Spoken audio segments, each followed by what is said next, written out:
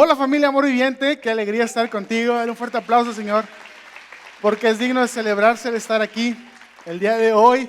Hoy estamos terminando la serie Victorioso en Babilonia. Es la última prédica de esta serie, en la cual el Señor estuvo hablando a nuestras vidas acerca de cómo vivir nuestra fe en medio de una sociedad atea. En el medio del espíritu de Babilonia apoderado de todo el mundo, nosotros podemos seguir viviendo nuestra fe siendo cristianos auténticos y no solamente sobreviviendo, pero viviendo de una manera victoriosa. Y hoy tengo el privilegio de compartir contigo el último de los mensajes de esta serie y te adelanto, estoy muy emocionado por el tema de hoy, te adelanto que va a estar muy bueno, está muy interesante y te adelanto también que vamos a leer mucha palabra, ¿ok? Yo creo en el poder de la palabra de Dios. Yo creo que el poder de convertir a alguien, el poder de enseñar, de sembrar la semilla del evangelio está en la palabra de Dios y hoy vamos a leerlo mucho. Entonces te voy a animar a que, como siempre, tomes notas y te prepares para lo que vamos a aprender el día de hoy. ¿Por qué? Porque hoy vamos a hablar de la segunda venida de Jesucristo. Si tú sabes de qué estoy hablando, eso debe de emocionarte y debe de ponerte, esto va a estar bueno, porque vamos a hablar de los últimos tiempos, vamos a hablar de profecía, hoy vamos a hablar del anticristo, vamos a hablar de cosas muy interesantes que tal vez te va a servir mucho, no tal vez, te va a servir mucho, ¿verdad? Y va a complementar tu fe y va a fortalecer tu fe. Y mi oración el día de hoy y toda esta semana que he estado preparando este mensaje para ti, para compartirlo contigo, es de que hoy cuando salgamos de este lugar, hoy al terminar esta transmisión, todos terminemos llenos de esperanza de su regreso. Que todos tengamos así, que no quepa más esperanza en nosotros, que estemos llenísimos de esperanza por el regreso del Señor. Y antes de comenzar, quiero darte los básicos. A lo mejor tú estás hoy por primera vez aquí, a lo mejor tienes poco tiempo y dices, ¿de qué está hablando? ¿Quién va a regresar? ¿Cuándo vino? ¿De qué se trata? Ok, ahí te van los básicos para ponernos en contexto, ¿ok? Desde el principio de la creación, obviamente Dios creó todo lo que vemos y creó al hombre y la mujer, pero el hombre y la mujer, Adán y Eva, pecaron. Eso rompió la relación entre Dios y el hombre. Dios a través de la historia de la Biblia, puedes leer toda la historia de la Biblia, Dios siempre intentando restablecer esa relación que tenía con el hombre, les dio la ley, les dio profetas, les dio jueces, les dio reyes y trató de guiarlos y de protegerlos a través de toda esa historia. Pero en un punto crucial en la historia, Dios envió a su Hijo a este mundo. Dios mismo nació como hombre, vivió entre los hombres, viviendo una vida perfecta y vino a pagar la deuda que tenía el mundo por su pecado. Dios había establecido que la paga del pecado es la muerte. Entonces había que haber muerte para saldar esa deuda. Entonces por eso envió a su Hijo para predicar las buenas nuevas del Evangelio, que es, Dios ya no está enojado con ustedes, Dios quiere restablecer la relación, es más, Dios les ama tanto y ya no quiere que lo vean como un Dios lejano o un Señor, sino como un Padre. Eso fue lo que Jesús predicó, eso le costó la vida y lo llevaron a la cruz. Lo torturaron, lo terminaron colgando en una cruz. Jesús murió un viernes, pero resucitó un domingo. Jesús no está en una tumba. Jesús no murió y se quedó ahí, amén. Jesús se levantó, dejó la tumba vacía y todavía vivió en la tierra con sus seguidores durante 40 días. Y les estuvo enseñando y confirmando y comprobando que todo lo que había dicho tenía verdad, era la verdad, porque la verdad fue sellada por su resurrección. Al día 40, Jesús fue ascendido al cielo. En su cuerpo glorificado, en el cual había estado todo ese tiempo después de resucitar, Jesús ascendió al cielo. Pero antes de irse, prometió dos cosas. La primera fue que enviaría al Consolador, al Espíritu Santo, el cual cumplió. 7 días después envió al Espíritu Santo y llenó ese lugar en el cual estaban reunidos orando y hablaron lenguas extrañas y les dio poder y valor para salir y predicar el Evangelio. Ese mismo día se convirtieron miles que escucharon cuando Pedro se levantó y predicó. Y la segunda cosa que Jesús prometió antes de irse fue que iba a regresar. Y que un día, eso toca tanto mi corazón y me llena de esperanza y por eso estoy tan emocionado de compartirte esto, porque Él va a regresar por su iglesia. Él no se va, no se fue. Y lo vamos a leer en Juan capítulo 14, versículos 1 al 13. Dice, no se angustien ustedes. Tal vez hoy esta palabra es para ti. Estás en medio de angustia. El Señor te dice, no te angusties. Dice, crean en Dios y crean también en mí. En la casa de mi Padre hay muchos lugares donde vivir. Si no fuera así, yo no les hubiera dicho que voy a prepararles un lugar. Y después de irme, Jesús fue ascendido al cielo, se fue, ¿ok? Después de irme y de prepararles un lugar, vendré otra vez para llevarlos conmigo, para que ustedes estén en el mismo lugar donde yo estoy. Él va a regresar y nos va a llevar. ¿Sabes qué? Si tú todavía vives para cuando el Señor regrese, el Señor te va a llevar y lo vamos a encontrar en las nubes y ahorita lo vamos a ver. Pero la buena noticia también es de que si tú mueres antes, vas a resucitar de la tumba. El Señor te va a levantar. Los muertos en Cristo resucitarán primero y van a ser llevados. Y todos los creyentes, todos los que hemos depositado nuestra fe en Jesucristo y en Dios Padre, habremos de ser encontrados con Él. Y eso es lo que estamos hablando el día de hoy. Esa es la segunda venida. ¿Y sabes por qué es tan importante esto? Esto es muy importante. ¿Por qué? Porque nuestra fe mira hacia atrás para sostenerse de la resurrección. Nuestra fe depende 100% de la resurrección de Jesús, pero también mira hacia adelante para llenarse de esperanza de su regreso. Y de eso se trata. Tú tienes que tener una fe que se sostenga en la resurrección y que se llene de esperanza constantemente de que Jesús va a regresar por nosotros. Y por eso es que estamos hoy acá. Ahora, los acontecimientos de los últimos tiempos siempre son muy interesantes, ¿ok? Todo el mundo quiere, ¿y de qué se va a tratar? ¿Y qué va a pasar al final? Y entonces, como el Chavo del Ocho, ¿no? Estamos tan emocionados de conocer eso, de saber cuándo va a pasar y por qué va a pasar y qué va a pasar y todo esto, ¿verdad? Pero a veces ese tipo de cosas suelen convertirse más en una distracción. Mucha gente dedica tanto tiempo estudiando y están todo el tiempo viendo, a ver, tal país hizo esto, tal gobernante hizo esto. El COVID-19 es uno de los jinetes del apocalipsis que vino a arrasar con la humanidad. Sí, porque entonces si se empiezan a armar y a crear teorías y dedican tanto tiempo en eso, que terminan distrayéndose de lo importante, de lo esencial. ¿Y sabes qué? Yo creo que eso pudiera incluso convertirse en una estrategia del enemigo para distraernos de lo importante, de lo que realmente la iglesia de Cristo, su novia, debería de estar haciendo, que es esperar su regreso. Pero esperar su regreso no es lo mismo que no hacer nada. No se trata de sentarte a esperar, hombre, pues ya para qué estudio, ya va a venir el Señor. No. ¿Ya para qué trabajo si ya va a venir el Señor? No, el Señor nos dio algo específico que hacer y lo vamos a leer en el libro de Mateo, capítulo 24, todo lo que Jesús habló acerca de los últimos tiempos, o una parte de lo que Jesús habló. Vamos a leerlo en el versículo 3, dice, luego fueron al monte de los olivos y los discípulos se le acercaron para preguntarle aparte, queremos que nos digas, ¿cuándo va a ocurrir todo esto? Ve, los discípulos también eran curiosones, ¿verdad? Ellos querían saber cuándo. A ver, platícanos para estar listos, ¿verdad?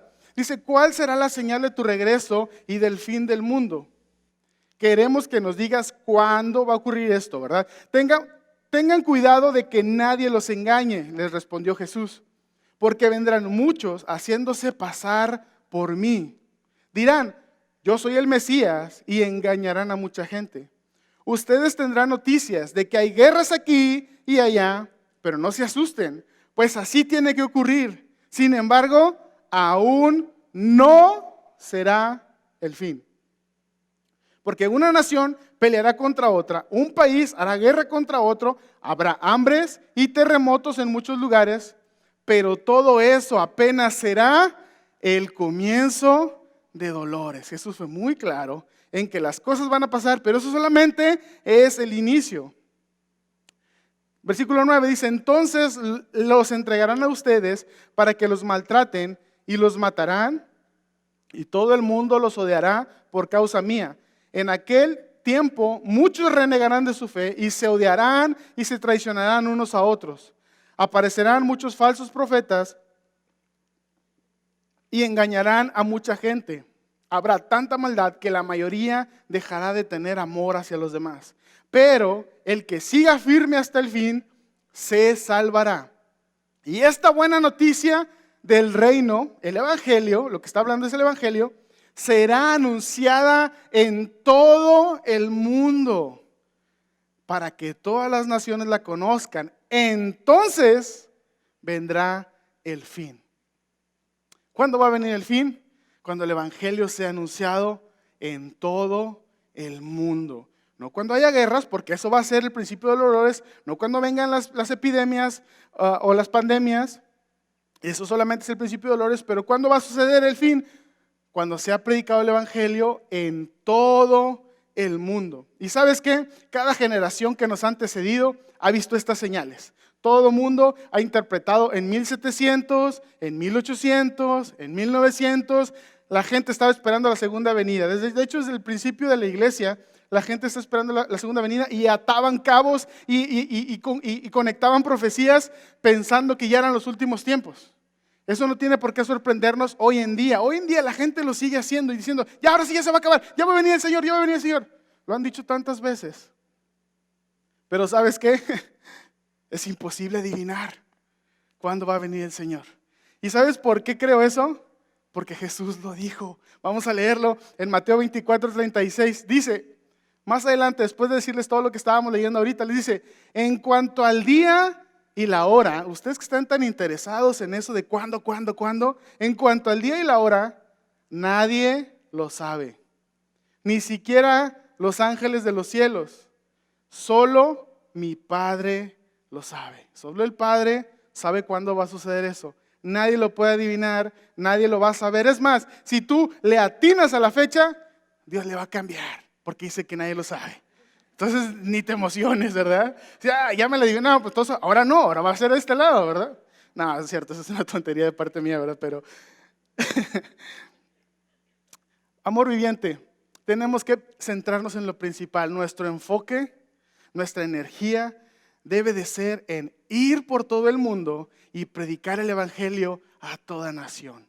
Entonces el Señor va a poder regresar, porque así lo prometió. No en adivinar cuándo, no en saber qué tanto, eso solamente es el principio de dolores, pero eso debe de alentarnos a esperar su regreso, pero no sentarnos a no hacer nada, sino predicar el evangelio a todo el mundo. Y de eso es de lo que se trata.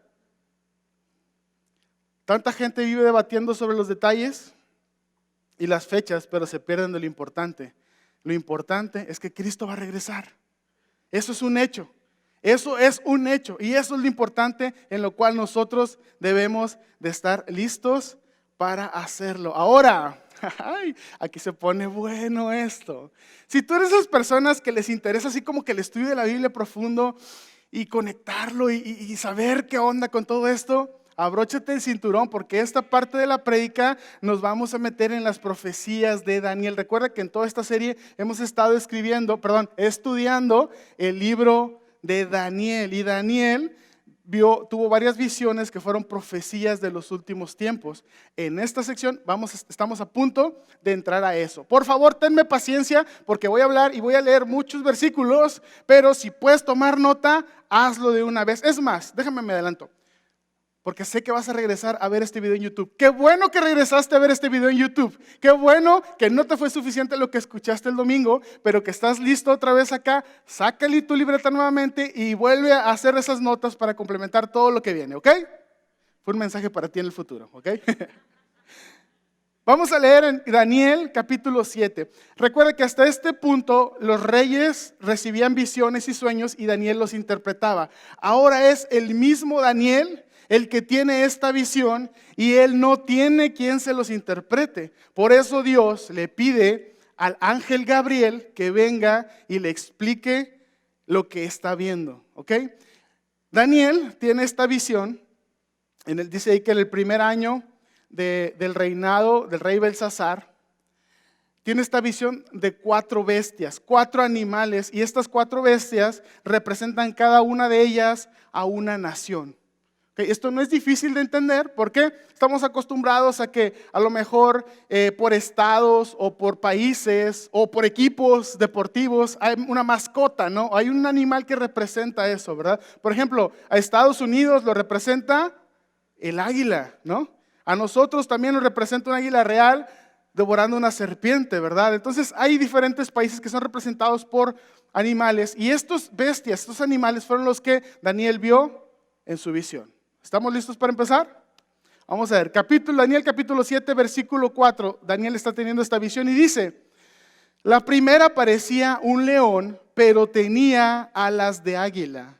Yo la estuve mirando hasta que le arrancaron las alas, la levantaron del suelo y le hicieron pararse sobre sus dos patas como los seres humanos. Entonces se le dio un corazón humano. Esta visión de esta bestia, la interpretación es de que la bestia está representando el reino de Babilonia. Y esta bestia es el rey que tenía todo su esplendor, pero las alas le fueron arrancadas. Recuerda que Nabucodonosor se volvió loco por un tiempo y vivió como una bestia en el campo. Pero dice, después lo levantaron y lo hicieron pararse sobre sus dos patas como humano, porque Nabucodonosor fue el restaurado, volvió en su razón y él volvió a ejercer y volvió a ser como un humano normal. ¿Ok? Y al final Nabucodonosor terminó reconociendo el poder y el esplendor del Dios de Daniel, de Dios Jehová, ¿verdad?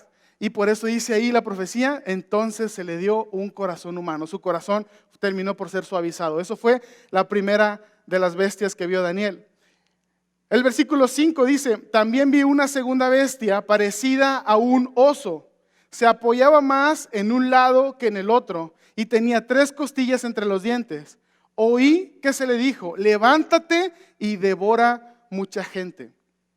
Este oso simboliza el imperio medo-persa, que fue el que vino y terminó por conquistar Babilonia. Los medos se unieron con los persas y representaba un oso que se apoyaba más sobre un lado que sobre el otro. ¿Por qué? Porque el reino persa era más grande que los medos. Entonces eran disparejos, ¿no? Un lado más grande que el otro. Y dice que tenía 3 costillas entre los dientes porque ellos entraron y arrasaron y mataron muchísima gente.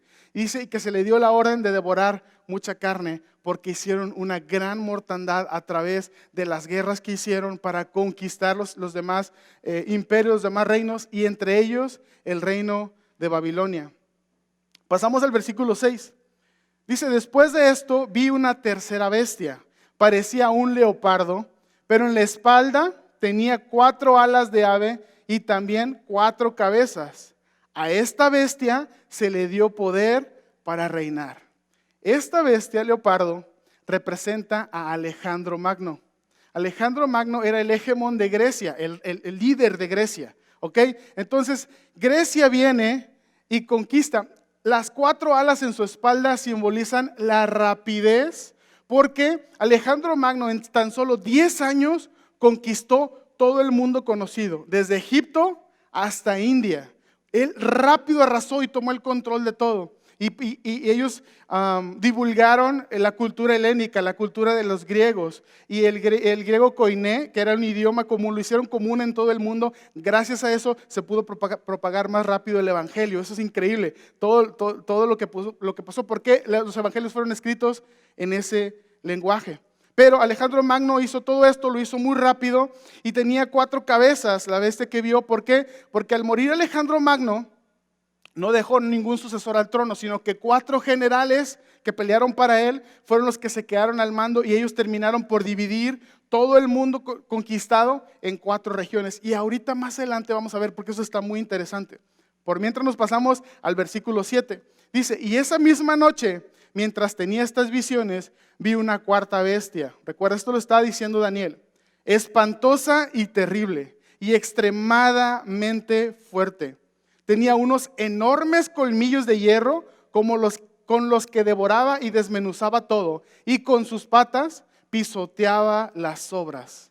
Comparada con todas las bestias que antes vi, era muy diferente, pues tenía 10 cuernos. Esta 4ª bestia representa el imperio romano, que fue el que vino después. ¿Ok?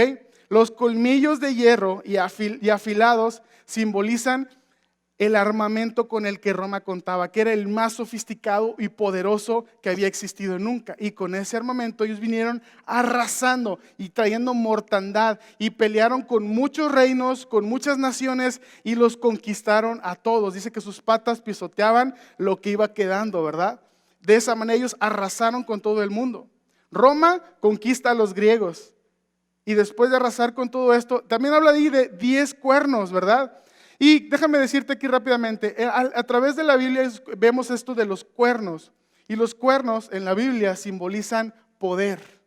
Es por eso que tú le tienes miedo a un toro con unos cuernotes grandotes, ¿verdad? Porque esto simboliza autoridad y poder. Es por eso que tú puedes tener un perro en tu casa, pero no tienes un toro, ¿verdad? Ahí en tu sala sentado contigo, porque es peligroso. Entonces los cuernos simbolizan poder, simbolizan autoridad en esto que estamos leyendo en la Biblia. Ahora, hasta ahí las 4 bestias, pero nos vamos a pasar bien rápido al capítulo 8, le vamos a dar una vuelta a la página al capítulo 8 de Daniel, y en el capítulo 8 él tiene una segunda visión. Aquí ya está, 2 años después, ya está en el 3er año del reinado de Belsasar. Les dije que iba a hablar bastante, ¿ok? ¿Estamos bien hasta ahorita? Ok, va. Está en el 3er año del reinado de Belsasar y está teniendo esta segunda visión. Aquí ve un carnero y luego ve a un chivo, ¿ok? Ve 2 bestias. Y dice que el carnero tenía un cuerno más grande que el otro y que ese carnero venía dominando, pero que del occidente salió ese chivo que vino y golpeó al carnero y lo derribó, ¿ok? Y este chivo tenía un cuerno entre los ojos. ¿Qué significa el cuerno? Poder, autoridad, un gobernante entre los ojos, ¿ok? Entonces todo eso está pasando al principio del capítulo 8, pero vamos a irnos directamente al versículo 8 del capítulo 8, ¿ok? Dice, el chivo se hizo poderoso, pero cuando alcanzó el máximo de su poder, se quebró el enorme cuerno que tenía. En su lugar crecieron 4 cuernos prominentes que apuntaban hacia los 4 puntos cardinales. Luego de uno de los cuernos prominentes salió un cuerno pequeño cuyo poder creció en gran manera. Se extendía hacia el sur y hacia el oriente y hacia el glorioso territorio de Israel. Muy importante todo esto que estoy leyendo, ahorita va a tener sentido. Su poder llegó hasta los cielos, donde atacó al ejército de los cielos y arrojó a la tierra a algunos de los seres celestiales y a algunas de las estrellas y las pisoteó. Incluso desafió al comandante del ejército de los cielos, cancelando los sacrificios diarios. ¿Los qué? Sacrificios diarios que le ofrecían al comandante y destruyendo su templo. No se le permitió al ejército de los cielos responder a esta rebelión, así que se detuvieron los sacrificios diarios y la verdad fue derrocada. El cuerno tuvo éxito en todo lo que hizo. Estos versículos que acabo de leer, esta profecía en específico, es la primera vez en la Biblia en la que se hace mención o se profetiza, se hace profecía acerca del anticristo. ¿Ok? Y vamos a ver lo interesante que es esto. La interpretación en el mismo capítulo, en el versículo 21 al 25. Dice, el macho cabrío es el rey de Grecia. El chivo que acabamos de hablar es el rey de Grecia. El cuerno grande que tenía entre los ojos es el primer rey. El cuerno que fue quebrado y los 4 cuernos que salieron en su lugar significan que de esa nación surgirán 4 reinos, aunque no tan fuertes como ella. Cuando estos reinos lleguen a su fin y los pecadores lleguen al colmo de su maldad, se levantará un rey despótico e intrigante. Nuevamente, aquel cuerno que se levanta después de los 4 es este mismo al que se refiere como rey despótico o déspota e intrigante. Llegará a tener mucho poder, pero no por méritos propios, y causará grandes daños, pues actuará de manera arbitraria. Será tal su éxito que destruirá a pueblos poderosos y, ojo, al pueblo de los santos. Esto es muy importante porque no solamente dice pueblo de Israel, dice pueblo de los santos. El pueblo de Israel es el pueblo escogido por Dios, pero recuerda que a través de Jesús y de la gracia nosotros también formamos parte del pueblo de Dios. ¿Ok? Entonces, si dijera el pueblo de Israel, se referiría al país, pero dice el pueblo de los santos. Se refiere a todos nosotros también. Ojo con eso, ahorita lo vemos. Sus hechos llevarán la marca de la astucia y del engaño. Se llenará de soberbia y arteramente destruirá a muchos pueblos y desafiará al príncipe de los príncipes. Pero será derrotado y no por la intervención humana. Esa es la profecía que está hablando de este cuerno. Nuevamente, había 4 cuernos, pero había un cuerno primero, ¿verdad? En el chivo. De ese chivo se quiebra y salen 4 cuernos. De esos 4 cuernos, cuando terminan sus gobiernos, del cuarto cuerno vuelve a nacer uno más pequeño. Y este es el rey despótico e intrigante del que acabamos de leer. ¿Hasta ahí todo bien? Ok, este rey despótico intrigante fue, en la historia universal, tú puedes encontrar un personaje que se llamó Antíoco Epífanes. Este vato, haz de cuenta, ahí les va. Era Alejandro Magno el Cuerno Grande, ¿ok? Alejandro Magno fue, de hecho hasta hoy es reconocido como el líder más grande que tuvo Grecia. Conquistó el mundo en 10 años, nadie lo había hecho, ¿ok? Bien rápido, bien inteligente, pero súper joven murió. ¿Ok? Murió tan repentinamente que no alcanzó a dejar a nadie en su lugar. Se levantan estos 4 generales que dicen, ok, nos vamos a dividir, no nos vamos a pelear. Cada quien agarre un reino, una parte del reino. Y este cuarto escogió, o le tocó más bien, el reino que incluía a Israel y toda esa región. ¿Estamos? Para desgracia de este cuarto, tenía un hermano que era bien malo, que terminó por matarlo y tomar su lugar. Y él se apoderó de ese reino, de la región de Israel y de toda esa parte que acabamos de leer. Ok, este cuarto que se levanta es Antíoco Epífanes, quien fue conocido como el Hitler del Antiguo Testamento. Se dice que en un solo día Antíoco mató 80,000 judíos. Ok, él llegó y arrasó. No contento con eso, se hizo llamar a sí mismo el Dios encarnado. No puede ser algo más satánico y más anticristo que eso, ¿verdad? Dijo él, yo soy el Dios encarnado. No conforme con eso, entró al templo y entró justo hasta el lugar santísimo, que quién sabe, el lugar santísimo era el único lugar en la tierra en el cual la presencia de Dios descendía, ¿ok? Él entró a ese lugar y puso una estatua de sí mismo en ese lugar y obligó a todos a que le adoraran en el mismo lugar en el cual se adoraba la presencia de Dios. Ahí en ese lugar se hacían sacrificios diarios. ¿Recuerdan que leímos ahorita los sacrificios diarios? Que fueron interrumpidos cuando Antíoco llegó y irrumpió en el templo. Fueron interrumpidos y en su lugar, en los sacrificios diarios, él empezó a sacrificar cerdos. Si sabes, los cerdos es el animal más inmundo, uno de los animales inmundos considerados por los judíos. Los judíos no comen carne de cerdo, ni siquiera son inmundos para ellos. Pues Antíoco viene y los sacrifica y luego los obliga a todos a que se coman la carne del cerdo. Eso fue lo que pasó. Y eso tú lo puedes buscar en la historia. Eso es de historia general, ¿ok?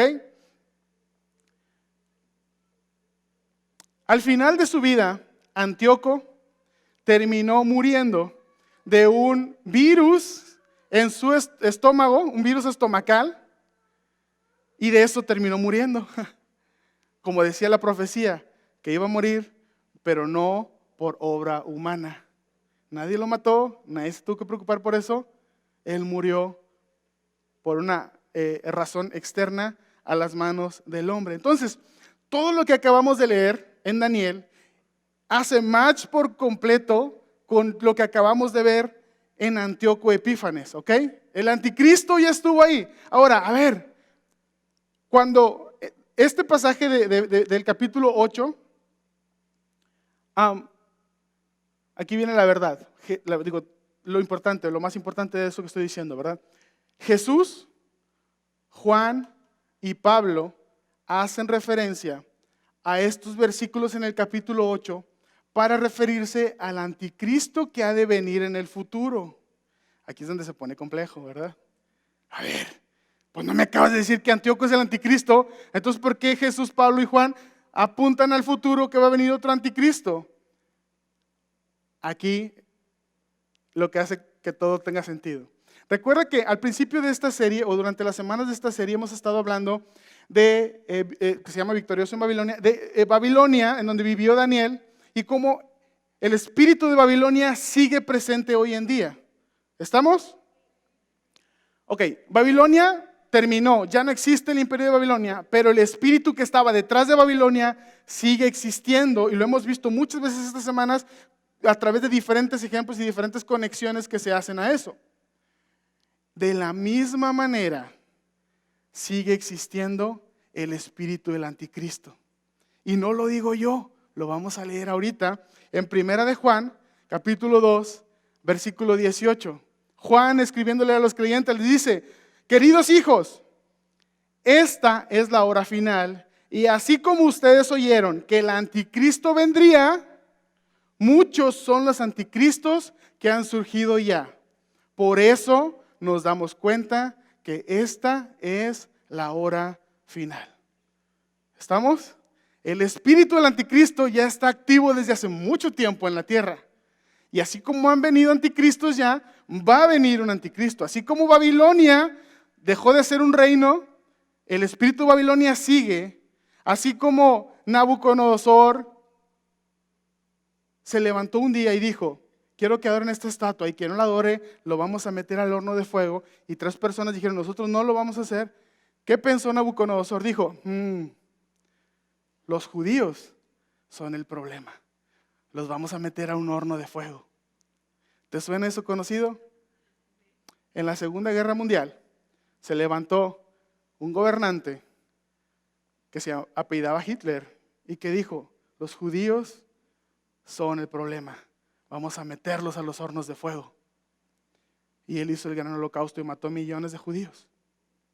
¿Estamos? Es el espíritu del anticristo. Las naciones vienen, los reinos vienen y terminan y se van, pero el espíritu mismo sigue operando detrás de eso. Fue el mismo espíritu que estuvo detrás de Nabucodonosor, detrás de Antíoco, detrás de Hitler, y es el mismo espíritu que sigue operando hoy, donde en Medio Oriente hay muchísima gente que odia a los judíos y que piensa que los judíos son el problema y que los quiere exterminar. Y es el mismo espíritu que va a venir más adelante, que odia y que quiere exterminar al pueblo de Dios. No solamente al país de Israel, pero a todos, a los que somos parte del pueblo de Dios. Hasta aquí las cosas se empiezan a poner: entonces esto está peligroso, ¿verdad? Por eso necesitamos esperanza, porque si no, no necesitáramos esperanza. ¿Por qué se siguen repitiendo estas cosas? Porque son los mismos espíritus los que siguen viviendo y operando detrás de todo. Vienen gobernantes, vienen naciones, vienen guerras, son los mismos espíritus los que vienen detrás de todo esto. ¿Hasta aquí todo bien, iglesia?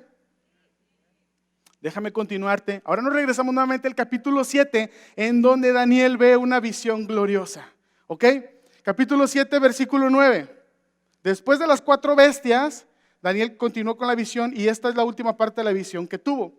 Dice: mientras yo miraba, se colocaron varios tronos, y un anciano entrado en años se sentó. Su vestido era blanco como la nieve, y su cabello era semejante a lana limpia. Su trono era una llama de fuego, y las ruedas del trono eran un fuego ardiente. De su presencia manaba un río de fuego, y a su servicio estaba una multitud imposible de ser contada.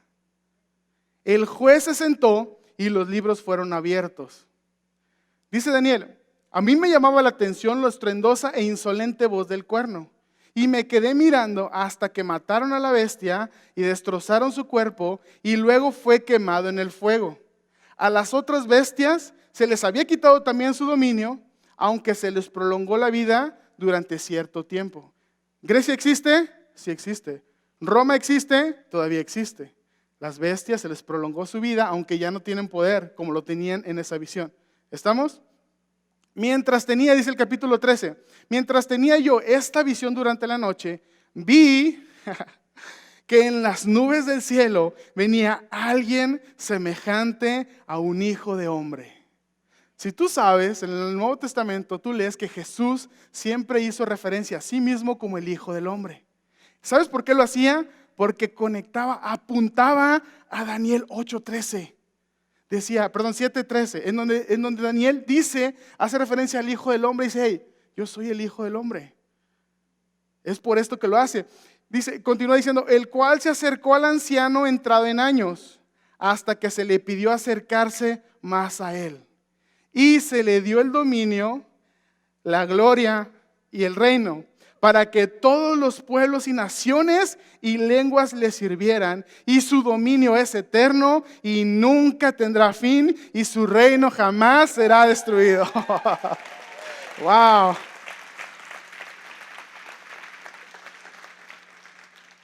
Me encanta la gracia y la misericordia de Dios puesta en esta visión para Daniel. ¿Sabes por qué? ¿Por qué Daniel tuvo esta visión? Porque Daniel estaba en medio de una tremenda tribulación. Daniel estaba en medio del gobierno de Babilonia, en donde él había sido esclavizado, castrado, su pueblo había sido ultrajado, asesinado, y él estaba ahí. ¿Y sabes qué? Tal vez hoy tú te encuentras en una situación de desesperanza. Tal vez hoy tú estás atravesando por en medio de tribulación, de enfermedad, de necesidad, de desafío. Pero en su infinita misericordia, el Señor dejó ver a Daniel le dejó asomarse hacia el futuro y le dijo, Daniel, no importa lo que tú estás viendo a tu alrededor, no importa lo que estás experimentando, al final yo tengo el control de todo. Al final yo venzo, al final yo vengo y venzo todo lo demás.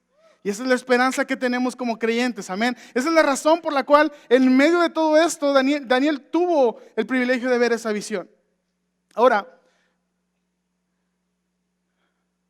quiero que vayamos a Lucas, capítulo 21, 26 al 28, dice, el miedo y la expectación de las cosas que sobrevendrán en la tierra hará que los hombres desfallezcan y los poderes celestiales se estremecerán.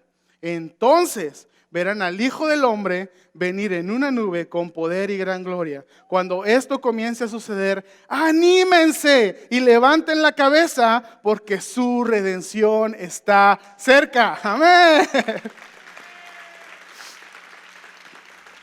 Anímate, no importa lo que estés pasando, el Señor sigue en control. No importa lo que estés pasando, su nombre es sobre todo nombre. Si es pobreza, si es guerra, si es tribulación, si es enfermedad, su nombre es sobre todo nombre. ¿Sabes qué me encanta? En la iglesia primitiva tenían una costumbre. Cuando ellos se saludaban, cuando se veían, estaban pasando igual en medio de una tribulación tremenda. Pero cuando se veían, se saludaban o se despedían, se decían uno al otro, Maranata. Maranata. Decían, hey, que te vaya bien, recuerda, Maranata. Hey, qué gusto verte, recuerda, Maranata. Ese era el saludo de ellos. ¿Sabes qué? Eso yo quisiera que nosotros lo adoptemos. Que nosotros seamos esos representantes y embajadores de la esperanza de Cristo. Maranata significa el Señor viene. Y cuando estaban sufriendo decían, hey, ánimo, el Señor viene. Hey, qué gusto verte, seguro vienes bien cansado, pero recuerda, el Señor viene. Hey, la estamos pasando mal, sí, pero recuerda, nuestra esperanza está en Maranata, el Señor viene. La próxima vez que veas a alguien desanimado, enfermo, abrázalo y dile, Maranata, el Señor viene. Amén.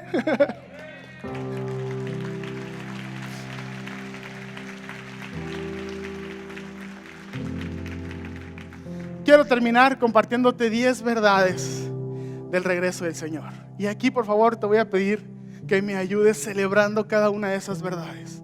¿Estamos listos? Número 1, Jesús en persona regresará. Primera de Tesalonicenses, capítulo 4, versículo 16, dice, porque el Señor mismo, no va a enviar a nadie, no va a ser una imagen, no va a ser una visión, el Señor mismo, con voz de mando y con voz de arcángel y con trompeta de Dios, descenderá del cielo y los muertos en Cristo resucitarán primero. Amén. Verdad número 2, lo encontraremos en el aire. Primera de Tesalonicenses 4:17. Luego los que estemos vivos, los que hayamos quedado, seremos arrebatados junto con ellos en las nubes para encontrarnos con el Señor en el aire, y así estaremos con el Señor para siempre.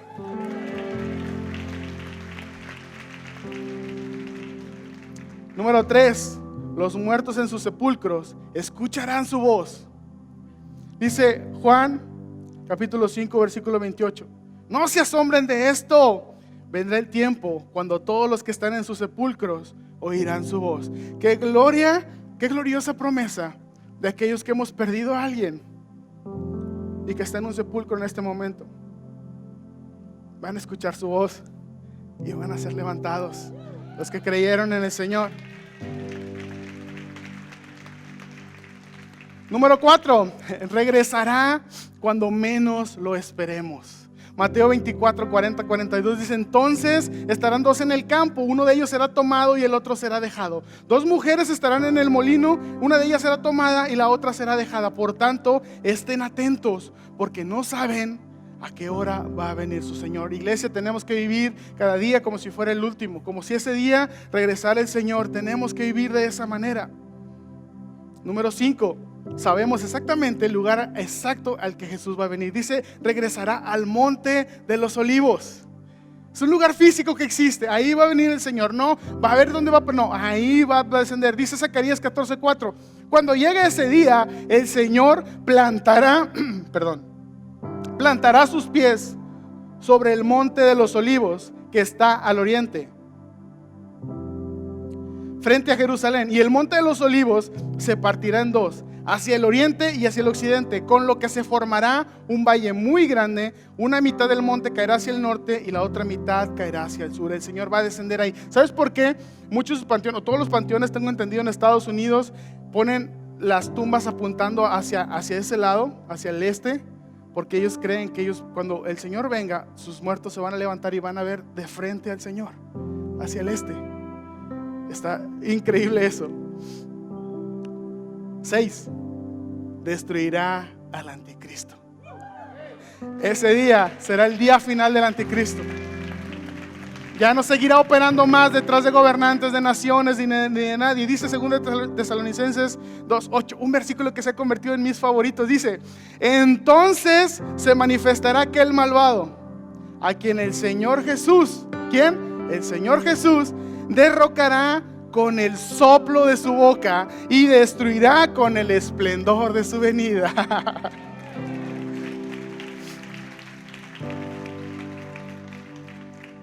Verdad número 7, reunirá a todas las naciones y las juzgará. Mateo 25:32. Todas las naciones, todas se reunirán delante de él, y él separará a unos de otros como separa el pastor las ovejas de las cabras. Amén. Verdad número 8, hará todas las cosas nuevas. Apocalipsis 21:5, el que estaba sentado en el trono dijo: mira, yo hago nuevas todas las cosas. ¿Sabes qué es lo increíble de esto? Que la promesa del Señor es hacer nuevas todas las cosas, no hacer cosas nuevas. Y es muy diferente. ¿Por qué? Porque la promesa de Dios es que lo que vemos, lo que tenemos, lo que Él ya creó, no lo va a desechar para hacer una nueva creación, sino que lo va a purificar. Va a quitar todo pecado, toda tentación, toda muerte, toda maldición, toda oscuridad, todo dolor, toda tristeza. Va a ser borrada de este mundo, de su creación, y va a ser todo nuevo. Va a ser renovado, y ese lugar es el que vamos a habitar. Verdad número 9, ya estoy por terminar. Me encanta esta verdad. Toda rodilla se doblará.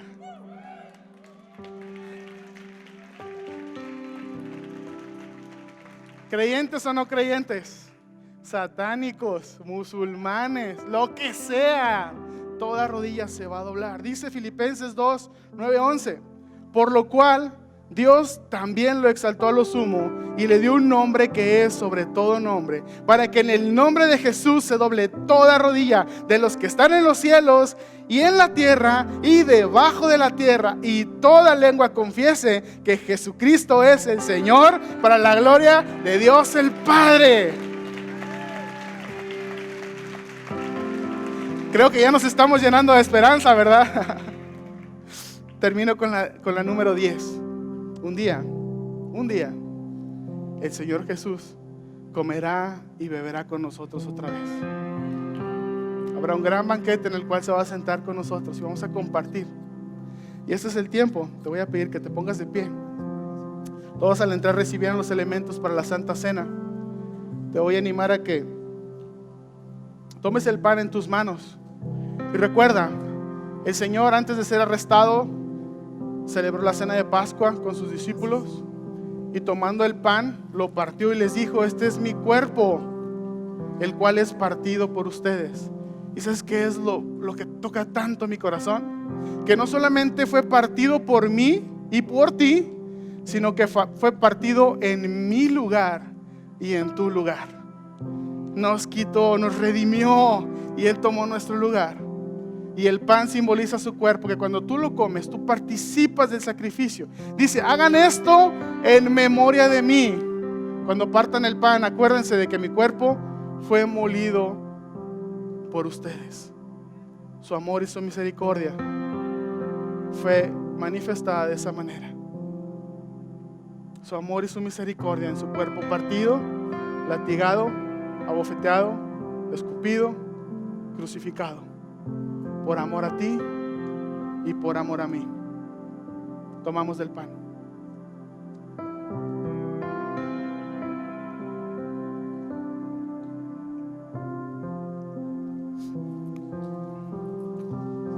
El vino. Después de partir el pan y de haber cenado, el Señor tomó la copa y les dijo: el vino, esta copa, es mi sangre. Representa mi sangre que va a ser derramada por ustedes. Me encanta que hace poquito escuché una historia de un pastor. Él decía que cada vez que hacían la Santa Cena en su iglesia, cuando él empezaba a leer el pasaje, apenas empezaba a leer el pasaje de la Santa Cena, de este lado en la fila de enfrente se levantaba un hombre y levantaba sus manos y cerraba sus ojos y empezaba a adorar al Señor. Y todo el mundo estaba sentado y él estaba leyendo el pasaje, pero él se levantaba y batía sus manos y decía: Señor, gracias, y adoraba el nombre de Dios. Y cada vez que el pastor hacía la Santa Cena en la iglesia, el hombre se levantaba y hacía lo mismo, y hacía lo mismo. Después de varias veces, el pastor se acerca con él al final del servicio y le dice: oye, ¿te puedo preguntar algo? Claro que sí, pastor. ¿Por qué cada vez que empiezo a leer el pasaje de la Santa Cena, ni siquiera te esperas, y tú te levantas y te pones así tan emocional y tan emocionado, y levantas tus manos y empiezas a adorar el nombre del Señor? Y el hombre le contestó: pastor, yo soy un exalcohólico, y le voy a decir una cosa. Antes yo bebía para olvidar, pero ahora bebo para recordar. Para recordar que tengo un Salvador que derramó su sangre por mí en la cruz. Iglesia, el Señor con su copa en la mano, antes de dársela a beber a todos los discípulos, les dijo: yo les digo que desde ahora no volveré a beber de este fruto de la vid hasta el día en que beba con ustedes el vino nuevo en el reino de mi Padre. Entonces, el vino no lo tomamos solamente para recordar, o lo tomamos para recordar el sacrificio de Jesús y su sangre derramada, y de eso se sostiene nuestra fe, pero también lo tomamos para mirar hacia el futuro y llenarnos de esperanza, saber que un día el Señor va a volver a tomar del fruto de la vid con nosotros, nos va a reunir en una mesa y va a compartir ese momento glorioso con nosotros. Lo tomamos para recordar, pero lo tomamos para llenarnos de esperanza también. Amén. Tomemos del vino.